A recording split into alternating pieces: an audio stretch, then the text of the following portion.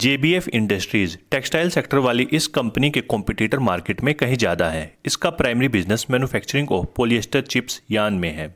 अपनी PS company से तो ये कंपैरिजन में एफिशिएंट यूटिलाइजेशन नहीं कर पाती एसेट्स का प्रॉफिट कमाने के लिए। वैसे इस कंपनी को आपके कहने पर ही मैं कवर कर रहा हूँ। बात करें फाइनेंशियल्स की तो आपको कुछ ज़्यादा अच्छे देखने को नहीं मिलने वाले। 2018 से लॉस की कंसिस्टेंसी बरकरार है। शेयर होल्डिंग पैटर्न को देखकर आपको काफ़ी कुछ समझ में आ जाएगा। प्रोमोटर्स की होल्डिंग सितंबर 2020 में 30.55% की थी, जो कि जून 2021 में कम होकर सिर्फ 22.91% की रह गई। और ये एडिक्वेट प्रोमोटर्स होल्डिंग तो है नहीं और ना कहीं से दिखाई देती। रही प्रोमोटर शेयर प्लेजिंग की तो वो 91% की है। इसी के साथ फॉरेन पोर्टफोलियो और डोमेस्टिक इंस्टीट्यूशन ने भी अपनी होल्डिंग्स को लगातार कम किया। Debt to equity ratio 9.35। इसको देखकर ही हम अंदाजा लगा सकते हैं कि कंपनी ना तो लो डेट पर है और डेट फ्री की अभी बात दूर दिखाई देती है। हालांकि कंपनी ने बोरोइंग्स करीब 800 करोड़ से कम की है। कंपनी को लॉस होने का एक रीजन कहीं ना कहीं हाई इंटरेस्ट पेमेंट भी दिखाई देती है। शेयर का current market price 22.4, book value 23.5, जबकि स्टॉक 0.95 टाइम्स ट्रेड करता दिखा अपनी बुक वैल्यू से, और ये प्रोज के अंडर ही आता है। 183 करोड़ की मार्केट कैप वाली कंपनी का शेयर 52 वीक रेंज में हाई 50.3 और लो 6.80 रहा। बात करें स्पोर्ट की तो फिर 17 के आसपास दिखाई देता है। इसका RSI 34.5 का है। अभी तो ये शेयर फियर जोन में है। ये देखकर हम अंदाजा लगा सकते हैं कि ओवरसोल्ड के काफी करीब है। कंपनी के पास 99 करोड़ का फ्री कैश फ्लो अवेलेबल होने के साथ ग्रोथ और एक्सपेंड होने के चांसेस अभी कम दिखाई देते हैं। देखो, एक पॉइंट हमेशा याद रखना, कंपनी अगर एक्सपेंड होना चाहती है, जैसे बिजनेस एक्सपेंशन के साथ ग्रोथ करना, तो फिर ज़्यादा चांस उसी कंपनी के होते हैं जो कंसिस्टेंट प्रॉफिट कमाती रहे और मार्केट में उसके पास लिक्विडिटी बनी रहे। लॉस की सिचुएशन में तो शायद ही कोई कंपनी एक्सपेंड हो पाए। कंपनी हर एक काम बोरोइंग्स को बढ़ाकर तो नहीं कर सकती, क्योंकि डेट बर्डन को बढ़ाने से भी कोई फायदा नहीं। फिलहाल आपको प्रोज के मुकाबले कौन से ज्यादा देखने को मिलेंगे, जहां पर प्रोमोटर्स होल्डिंग का लो होना, डेटर डेज का बढ़ना, सेल्स ग्रोथ का डाउन आना, लास्ट 3 ईयर्स का रिटर्न ऑन इक्विटी का गिरना कौन के अंडर आता है। रिसेंट न्यूज की बात करें तो फिर शेयर होल्डर्स की मीटिंग 28 सितंबर को होगी। मैंने आपके सामने कंपनी की करंट पोजीशन को रखा है और ये सारी इन्फॉर्मेशन कहीं हद तक आपके लिए बेनिफिशियल रहेंगी। इन्वेस्टमेंट के रिगार्डिंग आपके मन में कोई भी सवाल है इस कंपनी को लेकर तो फिर कमेंट बॉक्स में पूछना ना भूलें। रही शेयर प्राइस की तो भी गिरावट देखने को मिल सकती है। अब बढ़ते हैं सिनकॉम फॉर्मुलेशन कंपनी की तरफ। किसी भी एक अच्छे शेयर में आपने इन्वेस्टमेंट की है, अगर उसका प्राइस थोड़ा बहुत डाउन भी आ जाए तो फिर इसमें पैनिक होने जैसा कुछ है नहीं। वैसे तो इस कंपनी की मार्केट कैप अब 481 करोड़ की रह गई, लेकिन ये फिक्स नहीं रहती। स्पोर्ट की बात करें तो फिर 5.40 का हो सकता है।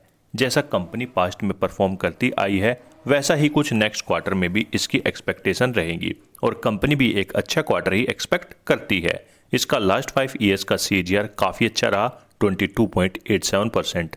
हालांकि स्टॉक अभी अपनी बुक वैल्यू से 2.56 टाइम्स ट्रेड पर है। दूसरा, डेटर डेज भी कुछ ज़्यादा ही बढ़ गए। 2018 में इनका प्रॉफिट 9 करोड़ का था, 19 में ये नेट प्रॉफिट 11 करोड़ का हो गया, 20 में प्रॉफिट कंसिस्टेंट ही रहा और 14 करोड़ का देखने को मिला, 21 में नेट प्रॉफिट बढ़कर 29 करोड़ का हो गया। ये सब कुछ समझकर हम कह सकते हैं कि प्रॉफिट ग्रोथ भी काफ़ी शानदार रही, जो ईयर टू ईयर आप देख ही पा रहे होंगे। इसका RSI अभी 37.1 का है, तो ये मिड रेंज में ही दिखाई देता है और फियर जोन के अंडर। मिनिमम कैपिटल के साथ हम जा सकते हैं, लेकिन लॉन्ग रन में अगर आप क्वार्टर टू क्वार्टर के नंबर्स को देखें तो फिर काफ़ी अच्छे रहे। अभी तक तो कंपनी पर बोरोइंग्स कम ही थी, लेकिन मार्च 2021 में ये 62 करोड़ की हो गई। प्रॉफिट की कंसिस्टेंसी को देखकर इस कंपनी को लो डेट पर ही कंसिडर करेंगे। बाकी फ्री कैश फ्लो तो नेगेटिव 4.72 करोड़ का है। प्रोमोटर्स की होल्डिंग 40.48% से बढ़कर 41.18% की हो गई। प्लेज्ड परसेंटेज 0 है। कंपनी का बिजनेस सिर्फ डोमेस्टिक मार्केट तक सीमित नहीं, बल्कि इंटरनेशनल मार्केट में मोर देन 15 कंट्रीज में कंपनी का बिजनेस फैला हुआ है और मोर देन 200 फार्मा प्रोडक्ट्स की मैन्युफैक्चरिंग एंड मार्केटिंग करती है। ये ग्रोथ और एक्सपेंशन की लाइन में ही खड़ी है। साथ ही इसका फ्यूचर भी काफ़ी ब्राइट दिखाई देता है। आपको अच्छे शेयर्स को लाइटली नहीं लेना चाहिए। इस कंपनी को लेकर आपके मन में कोई भी सवाल है तो फिर कमेंट बॉक्स में पूछना ना भूलें। अब चलते हैं सीधा कंट्री कोंडो कंपनी की ओर। इसी बीच एक छोटी सी रिक्वेस्ट करना चाहूँगा, अगर आप चैनल पर नए हैं तो प्लीज़ सब्सक्राइब करना ना भूलें।